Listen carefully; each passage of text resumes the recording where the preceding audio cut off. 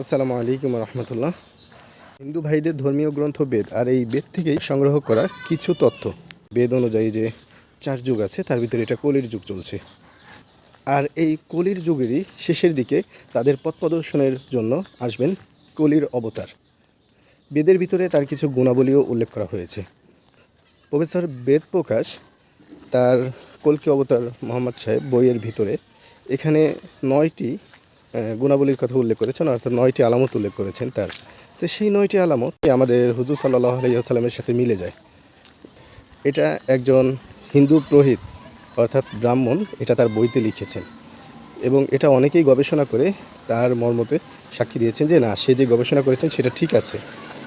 একটি আলামত তারা যেটা উল্লেখ করেছেন সেটা কলির অবতারের জন্ম হবে দ্বীপ দেশে, যেটা আমরা দেখতে পারি যে হুজুর সাল্লাল্লাহু আলাইহি ওয়াসাল্লাম জাজিরাতুল আরব, যেটা একটা দ্বীপ ছিল, এবং দ্বীপ দেশে হুজুর সাল্লাল্লাহু আলাইহি ওয়াসাল্লামের জন্ম ছিলেন।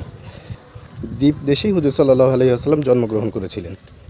আরেকটি বিষয় যে তার পিতার নাম কী হবে এবং মাতার নাম কী হবে, সেই সাংস্কৃতিক ভাষায় তার পিতার নাম হবে বিষ্ণু ভগবত, যেটা বিষ্ণু অর্থ ভগবান বা আমরা আল্লাহ বলি, যার ইবাদত করা হয় রব, আর ভগবত অর্থ দাস। সেটা আমরা যদি আরবিতে নিয়ে যাই, ট্রান্সলেশন করি, তাহলে আব্দুল্লাহ অর্থাৎ আল্লাহর দাস।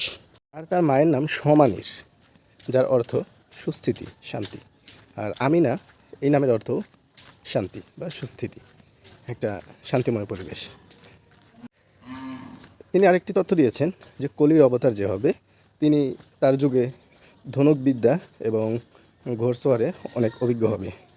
যদি আমরা দেখি এখন আধুনিক যুগ, ঘোড়সওয়ার বা ধনুকবিদ্যা, তরবারবাজি এগুলো এখন আর আসবে না সামনে হয়তোবা।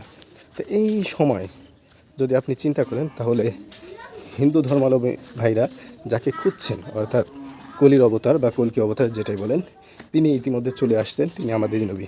তাই হিন্দু ভাইরা, যদি আপনাদের গবেষণার কোনো কমতি থাকে, তাহলে আমি বলবো যে আপনারা আরেকটু গবেষণা করেন আপনাদের ধর্ম নিয়ে, হয়তো আপনাদের শেষ ঠিকানা জান্নাত হতে পারে। কেউ এটাকে খারাপ দিকে নেবেন না, আমি আপনাদের কোনো ধর্মকে ছোট করে বলিনি। আমি কিছু তথ্য দেওয়ার চেষ্টা করেছি, আরও কিছু তথ্য আছে যেগুলো ইনশাআল্লাহ পরবর্তীতে দিব।